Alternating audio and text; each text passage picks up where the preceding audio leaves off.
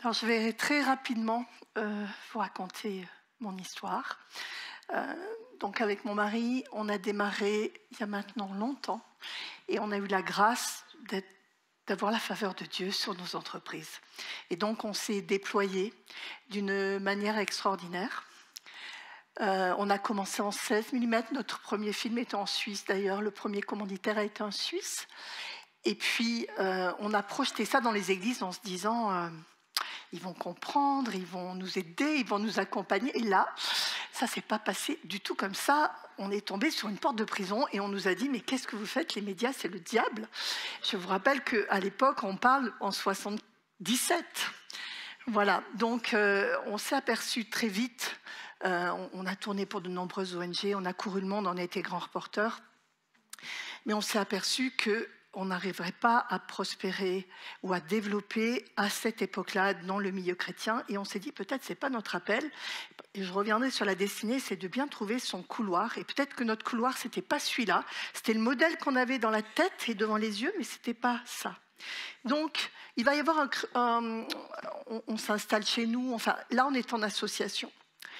Et puis, un tournant très important, on va aller sur le séculier. On se dit, mais on rame, on va devoir convaincre, la marche est tellement haute, on va perdre beaucoup de temps, et peut-être le temps de la pédagogie n'est pas venu. Le temps est peut-être, si Paul, avec le ministère qu'il avait, et on a été loin d'avoir le sien, faisait des tentes, et si nous, finalement, ce qu'on a reçu, ça ne serait pas de faire des tentes dans le séculier, et d'essayer de briller dans une sphère d'influence où il n'y a pas de chrétiens, où il fait très noir. Et donc, on est parti là-dessus. On a démarré avec 3 000 € de capital et une première petite équipe. Et par la grâce de Dieu, avec beaucoup de miracles, beaucoup de connexions divines, et je ne peux pas tout vous raconter parce qu'il faudrait du temps, eh bien, on est devenu le plus gros prestataire en Europe et le numéro 3 mondial, avec voilà, ce que disait tout à l'heure Christian, 100 plateaux de télévision, 1500 techniciens et ingénieurs permanents, 100 000 intermittents, 12 000 opérations de télévision par an. Alors, comment Dieu prend 2 bras cassés pour fabriquer ça? Et ça, en fait, c'est ça qui est intéressant et que je voudrais partager avec vous plus que mon histoire. Et on va revenir en 67 sur un discours que j'ai découvert plus tard, mais qui correspond tellement à l'architecture de notre vie que j'avais envie de le partager avec vous. Est-ce qu'on peut envoyer la vidéo, s'il vous plaît? J'aimerais vous poser une question, à savoir, qu'est-ce qu'il y a dans votre plan de vie? C'est la période la plus importante et la plus cruciale de votre vie. Car ce que vous faites maintenant, et ce que vous décidez maintenant, à cet âge, pourrait bien déterminer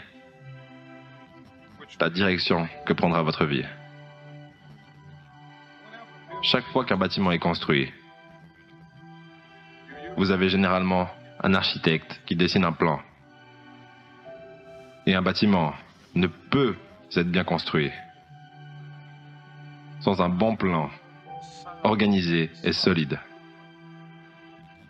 Maintenant, chacun d'entre vous passe à travers le processus de construire la structure de votre vie. Et la question est de savoir si vous avez un plan détaillé, correct et solide. Et j'aimerais vous suggérer certaines des choses qui devraient être dans votre plan de vie. En numéro 1, dans votre plan de vie, il devrait y avoir une profonde conviction en votre propre dignité, votre propre valeur. Ne laissez personne vous faire sentir que vous n'êtes personne. Sentez toujours que vous comptez. Ayez toujours le sentiment que vous avez de la valeur. Et sentez toujours que votre vie a une signification ultime. Deuxièmement, dans votre plan de vie, vous devez avoir comme principe de base la détermination d'atteindre l'excellence. Et je vous encourage donc à travailler dur, à brûler l'huile de minuit. Et lorsque vous découvrirez ce que vous allez être dans la vie. Décidez-vous de le faire comme si Dieu Tout-Puissant vous avait appelé pour ce moment précis de l'histoire, pour le faire. Efforcez-vous de faire du bon travail et de faire ce travail si bien que les vivants, les morts et les gens qui ne sont pas encore nés ne pourraient pas le faire mieux. S'il vous incombe d'être un balayeur de rue, balayez les rues comme Michelangelo peignait des images. Balayez les rues comme Beethoven composait de la musique. Balayez les rues comme Leontine Price chantait devant le Metropolitan Opera. Balayez les rues comme Shakespeare écrit de la poésie. Balayez les rues si bien que tous les hôtes du ciel et de la terre devront faire une pause et dire « Ici vivait un grand balayeur qui balayait bien son travail ».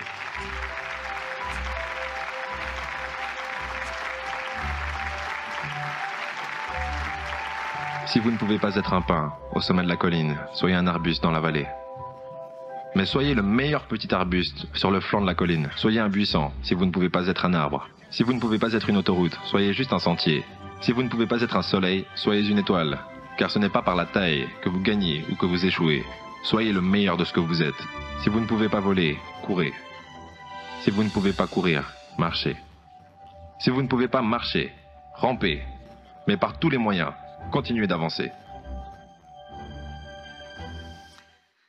Voilà. Merci à lui. Ah, pourquoi ça? Alors nous allons parler de destinée et d'architecture de notre vie, avec pour moi, oui, cette espèce de triangle, avec d'un côté le pourquoi, c'est-à-dire quel est mon but ultime, ensuite comment. Alors le pourquoi, c'est Dieu qui le met en nous, le comment nous appartient, et on y reviendra, et ensuite, pour quel résultat et pour quel impact. Donc, pourquoi? Il faut faire le bon choix. Parfois, on peut passer à côté de sa vie ou pas avoir la vie qu'on aimerait avoir. Et il faut trouver son couloir. Il y a en chacun de nous, Dieu a mis des dons. Et pour certains, c'est faire des entreprises. Pour d'autres, c'est prêcher. Pour d'autres, c'est enseigner. Pour d'autres, voilà. Mais il faut trouver ce pourquoi on est fait. Et puis quand on l'a trouvé, il va falloir y aller. Donc, découvrir son identité, c'est vraiment majeur. Dieu a un projet pour chacun d'entre nous. On n'est pas un accident, on n'est pas un hasard. On est sur cette terre pour faire quelque chose de notre vie. Donc c'est une quête et il ne faut pas rester dans un sweet spot. Il faut vraiment chercher parce que c'est là qu'on va être heureux. Plus on va se connecter à ce qu'on est vraiment, plus on va être heureux. Ensuite, une fois que j'ai trouvé mon identité, il faut l'assumer. Et ça veut dire que je vais commencer à l'affirmer dehors. Et ça demande un engagement total. Et puis, ensuite, il faut décider de passer à l'action et d'entrer dans sa destinée. Et là, tout va commencer. Là, j'ai posé mon pourquoi et je vais aller vers le comment. Alors le pourquoi, oui, c'est ce que Dieu a mis dans notre cœur, c'est enfoui et on le découvre dans la vie. Il permet des rencontres, toutes sortes de choses qui vont mettre en évidence ce qui est en nous. Le comment, par contre, le comment nous appartient. C'est à nous d'engager le processus, c'est à nous de construire la stratégie. Dieu va trier dedans, mais c'est notre job. On est en responsabilité pour le comment. Et souvent, on spiritualise ce qui ne doit pas l'être et on ne spiritualise pas ce qui devrait être. On fait des gros mélanges. Nous, on était à Éphèse. Par exemple, de Paul à Éphèse. Il prend le temps de que font les gens, que font les gens, qu'est-ce que tu vas dire, ah celui-là, c'est... et il va trouver une statue, il va dire, ah celui-là, c'est parler. Il prend le temps de s'insérer de parler. Il prend le temps de s'insérer de chien. Le temps de comprendre ses prochains. Souvent, c'est une étape qu'on oublie. On fait une entreprise, on ne fait pas de prévision de marché, on s'affranchit tout parce qu'on a un ordre du Seigneur. Oui, on a une destinée, on a une mission. Maintenant, l'exécution, Dieu lave notre cœur, pas notre cerveau. On a le droit de réfléchir et on a le droit de se dire, Seigneur, qu'est-ce que tu veux donc? Dans quoi j'évolue? C'est quoi l'air du temps? C'est quoi la tendance? Jésus répondait aux besoins des gens. Si vous faites une entreprise et que vous ne répondez pas à un besoin, vous avez un problème. Donc déjà, quelles sont les lois de l'environnement? Qu'est-ce qui va gérer ma vie? Je crois vraiment profondément, et j'ai eu un père qui m'a transporté dans la foi parce qu'il était paralysé, il a été guéri, donc pour lui, rien n'était impossible. J'ai un mari extraordinaire qui était un homme de foi, qui appelait les choses de l'invisible à venir dans le visible. Tout ça, j'y crois. Mais je crois aussi que quand on est sur Terre, il y a la loi de la gravité. Si je saute par la fenêtre, j'ai de bonnes chances de tomber. Je peux demander aux anges de porter mes pieds, mais je pense que je vais tomber parce qu'il faut que j'apprenne que je suis sur Terre et qu'il y a une loi de la gravité. Et dans les entreprises, c'est pareil. On bypasse des règles qui nous tuent et on dit « Mais Seigneur, pourquoi ?» Parce qu'on a des petites choses à apprendre. Ça ne veut pas dire qu'il n'intervient pas. Il est incroyable. Parce que nous, franchement, on ne savait rien. Et il nous a équipés pour ce qu'on allait avoir à vivre. Donc déjà, je me mets en horizontal et je regarde dans quel mode j'évolue. Deuxièmement, je reste connectée à mon Père parce que je suis en mission. Donc j'ai un axe horizontal, j'ai un axe vertical. Ensuite, c'est ma responsabilité, c'est votre responsabilité de construire le plan d'action. Alors on dit, Seigneur, fais le plan. Non, non, non, tu fais le plan. Après, il va trier dedans, il va te dire oui, il va te dire non, mais c'est à toi. En fait, quelqu'un disait ça tout à l'heure, on collabore avec le Saint-Esprit, on n'est pas des pantins, on est des collaborateurs. Ce que Dieu aime avec l'homme, c'est qu'il nous demande d'être ses représentants sur la terre. En fait, nous, on amène le ciel sur la terre. Il n'a pas renoncé au royaume. Que le royaume de Dieu vienne sur la terre. Il passe simplement par nous. Donc, il faut bâtir le plan d'action et ensuite, il faut exécuter le plan avec courage, avec détermination. Et puis, il y aura un plan A, un plan B, un plan C, autant de plans qu'il faut, mais la mission, on va y arriver et on va aller au bout. Ensuite, eh bien, il faut avoir aussi la culture du résultat, mesurer l'impact de ce que je fais, parce que souvent, quand ça vient du Seigneur, on ne mesure pas. Eh bien non, on doit mesurer l'impact, et je ne parle pas que de l'impact financier, l'impact dans les vies, l'impact pour nos collaborateurs, l'impact pour nos clients, l'impact pour nous-mêmes, pour nos familles. Et puis, si on fait la course, ce n'est pas en touriste, c'est quand même pour remporter le prix, on court, on se donne, on y va.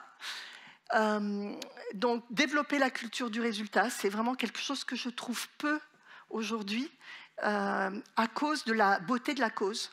On s'exonère de la culture de résultat. Il faut apprendre de ces défaites. Et dans l'entreprise, j'ai entendu des témoignages. Nous aussi, on a fait mourir 3 fois. On a connu des défaites. Et je ne perds pas. Soit je gagne, soit j'apprends. Je ne refais pas la même bêtise. J'en ferai une autre, mais pas la même. Donc, j'essaie d'apprendre de mes défaites. Ensuite, ce qui est très compliqué, c'est maîtriser ses conquêtes. Quand ça marche fort, vous avez confiance dans vos chars, dans vos chevaux, dans vos équipes, dans vos ingénieurs. Vous oubliez que tout vient de lui et tout vient de sa faveur. Et puis, il faut rentrer aussi dans l'économie du royaume de Dieu, parce qu'il y a l'économie de Laban, il y a l'économie de Jacob. Et ce n'est pas la même. Une, c'est l'addition, l'autre, c'est la multiplication. Donc, on vient avec nos pains et nos poissons, et Dieu va multiplier tout ça. Donc, je suis en responsabilité. Il ne me donne pas que pour moi et ma famille, ça vient par-dessus. Mais il me donne aussi pour son royaume, et pour faire avancer son royaume, et pour amener un peu plus de ciel sur la terre chaque jour. Donc voilà, quand on a réuni ces 3 points, on est à peu près prêt à remplir sa destinée, à rentrer dans sa destinée. Et maintenant, j'ai assez d'années au compteur pour penser que je suis rentrée dans la mienne. Et je vous encourage à être la meilleure version de vous-même. Et c'est un privilège d'avoir partagé ce moment avec vous.